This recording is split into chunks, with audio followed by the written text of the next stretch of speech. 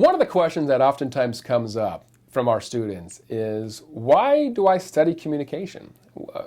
Can't I communicate already? Wasn't I sort of born with the ability to communicate? Well, for most of us, the answer is yes, we were born with the ability to communicate. But having the traditional skills to perfect that communication ability is something that we really want to highlight in this course. Now, when you get into Chapter 1, you're going to see all sorts of different aspects of communication, ultimately culminating in this perspective of interpersonal communication. But before we dive into Chapter 1, I want to give you a very broad overview of why we are really studying communication. You know, there was a group of researchers that got together, and they were asking Fortune 500 company CEOs and HR hiring managers this one question. Here's the question.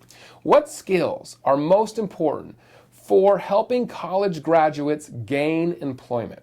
Now, obviously, that's an important question to ask, right? I'm assuming each and every one of us would like to have some sort of meaningful employment after we get out of college, right? Well, with that question in mind, and again, asking all Fortune 500 company CEOs and HR managers that very question, the number one response across the board was oral communication skills. These CEOs and these HR managers recognize that they can teach you how to run a computer program. They can teach you the latest and greatest software. But you know what they can't teach you? Or perhaps don't have the time to teach you? Oral human communication skills. And so they're looking for those oral human communication skills in their potential applicants for these jobs. In fact, I challenge you, if you open up any job ad online or in the newspaper or what have you, one of the skills that you will see that transcends all context is this. We are looking for someone who has the ability, you got it, to orally communicate. And oftentimes, right underneath that line, there's another piece that says, we're looking for individuals who know how to communicate in the written fashion. We're going to accomplish both those tasks in an effort to help you gain successful employment. But there was one third answer to that question, gaining employment post-college, that came to flourish from these CEOs. And that was the ability to listen. So these CEOs are saying, we want you to listen, we want you to know how to orally communicate and know how to prescribe the written word in a very positive communication fashion. We're going to cover all three of those things in this course. Now, going back to that same pool of CEOs and HR hiring managers, these researchers asked this next question. What skills are most important for successful job performance? So you got the job, congratulations. How are you going to be successful in it now? Guess what the number one answer was? Strong interpersonal communication skills. These are those human relation skills, getting along with your coworkers. They recognize that the climate of an organization is so impacted by the lack of interpersonal communication skills or the positive communication skills on an interpersonal level that are taking place.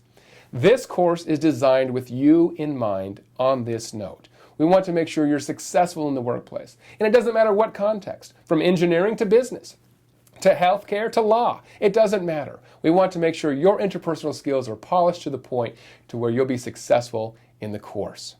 The third and final question that were asked of these CEOs and these HR managers was, what skills should the ideal manager possess? Now, I know a lot of you are business majors or some facet of majoring in business or majoring in communication perhaps. I know many of you would like to be the captain of your own ship, the leader of the organization, the supervisor, the manager, you name the title. I know that's a big goal for many of you. Well, they asked this question again, CEOs, what's the number one skill to be a successful manager, a successful leader? And you know what the number one response was across the board? The ability to listen effectively. You know, human beings just want to be heard, don't we? I know I do. And you know what? Managers recognize that as well. They know that their employees want them to listen. And if we can teach you, help you polish up your listening skills in this course, I think we're doing a great job if we can accomplish that goal in getting you to that managerial level. Another response that came across from these CEOs on that same question was the ability to orally communicate effectively as a manager, and finally, the ability to communicate in the written word. Now, we see a lot of these skills, the oral communication, the written communication, the human relation skills or interpersonal communication skills, come to the top of the list across contexts. This course is designed to help you in all facets of your relationship, not just in the workplace, although that's one piece, but also in your personal lives with significant others. And when I say significant others, I don't necessarily mean your lovers. It could be, but it doesn't have to be. It could be your best friend. It could be your mother or your father, your cousin. It doesn't matter. Somebody who cares about you and to whom you care about as well. So when we talk about interpersonal communication this semester, think about it in the context of all your interactions at the workplace, at home, even on the internet. I can't wait to jump into this course with you. I'm very excited to get to know you.